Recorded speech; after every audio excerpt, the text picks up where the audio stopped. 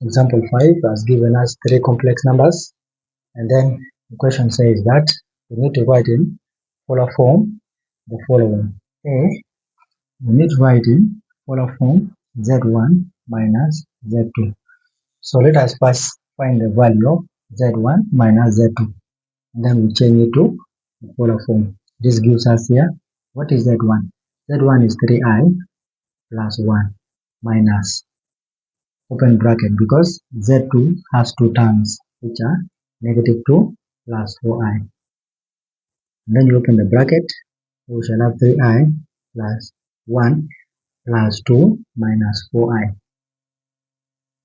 This here gives us -i plus 3.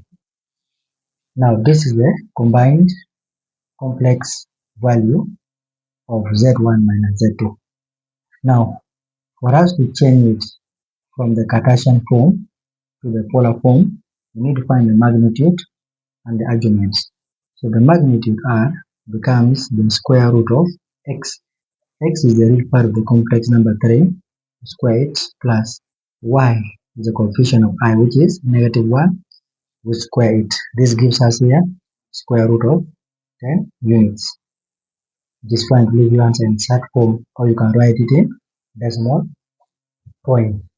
Now after getting that, then we illustrate that complex number on the Gann diagram so that we get the argument. So this is the imaginary part of what are we given. We are looking for z1 minus z2.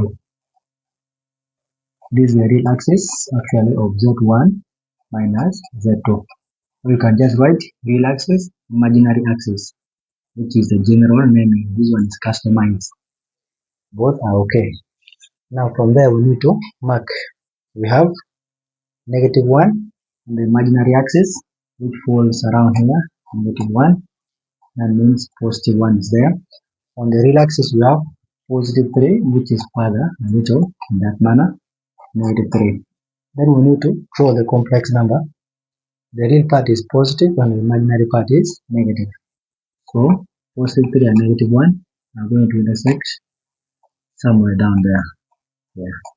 Then we draw a straight line from the origin up to where the complex number is, with an arrow on top, and say this is my z1 minus z2.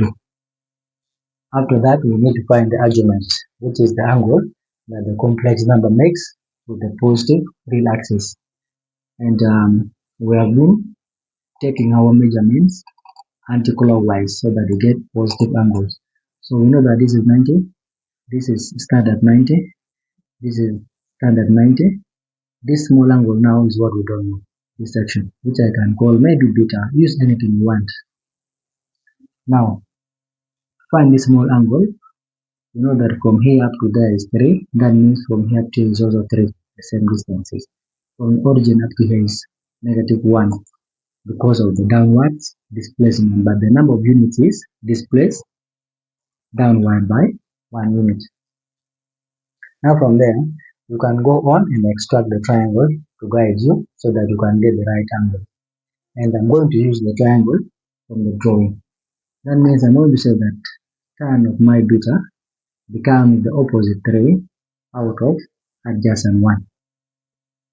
That means here my beta becomes the tan inverse of 3, or the arctan of 3. So tan inverse of 3, 71.57, 71.57 degrees. Opposite of adjacent, 3 divided by 1, tan inverse of 3, 71.57. So this is the angle beta, which is that this small angle here. Now for us to get the larger angle, that is from the positive real axis up to where the complex number is, we just need to add that 270 to that small angle, 71.57 degrees. And then we press the calculator, you add 270, it is giving you 341.57 degrees. So that is the argument.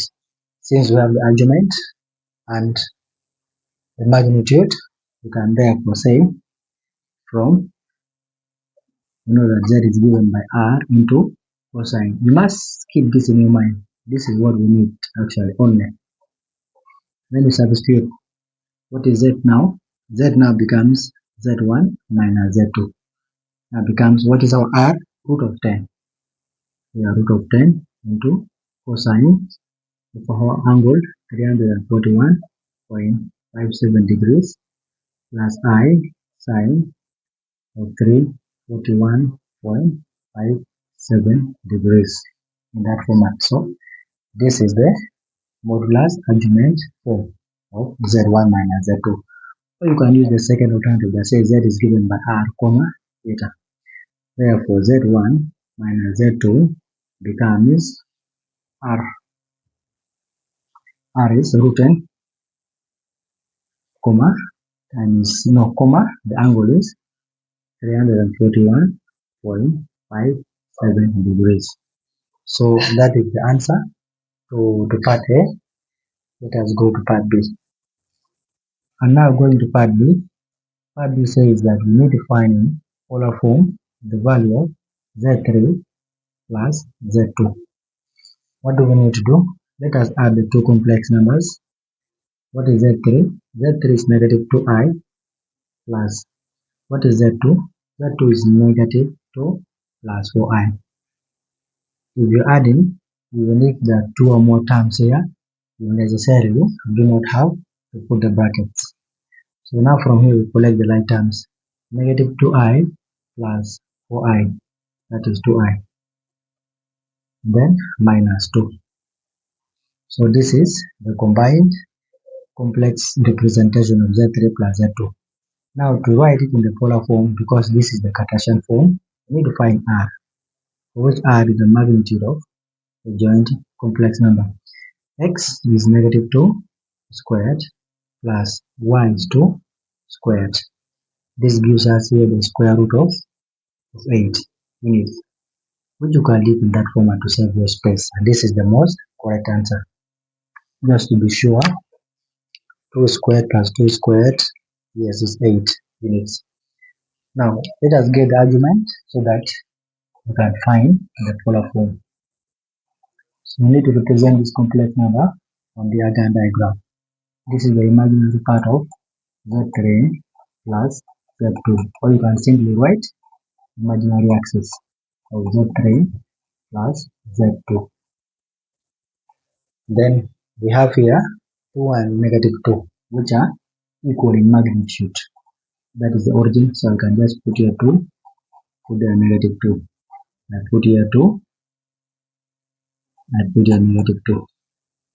Now from here, what do we do? The real part is negative, so it is here, and the imaginary part is positive 2. So they are going to meet up here. Please make sure you know how to draw the Gann diagram. I'm not explaining it here. And from here, you draw a straight line from origin up to where the complex number is. Let me put a arrow on top here and say, this is my complex number, Z3 plus Z2. Now from here, how do we get the argument? The argument of the complex number is the angle measured from the positive real axis up to where the complex number is, that. So we know that this smaller angle here is 90 degrees. This angle here is 90 degrees. It is the right angle. Now here we have this smaller section which we do not know, that we need to find, that will add to 90 and it gives us the argument, which we are going to call any letter you want. Which letter do you want? Okay, let me use K. Now from here up to here is the same as from here up to here, that is 2 units. And then from here up to up there is already 2, so this is also 2 units.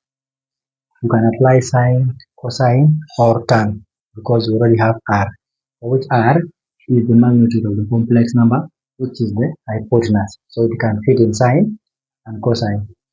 But we are going to continue with tan because we are now familiar with it. So we're going to say tan of the angle K is going to be opposite to the angle is 2, out of adjacent to the angle is also 2. That means tan of K is going to be 1. Therefore, K becomes the tan inverse of 1, which I saw somewhere as 45 degrees. We did that somewhere. Tan inverse of 1? Yes.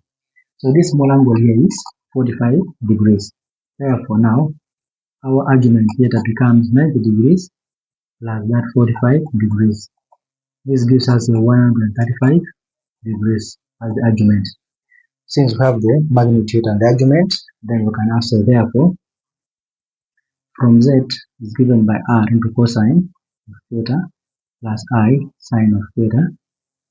We need to substitute what is r. R is root of 8 into cosine of the angle 135 degrees plus I sine of the same angle 135 degrees. Or use the other format. This one represents z3 plus z2. You can put it or you can leave it.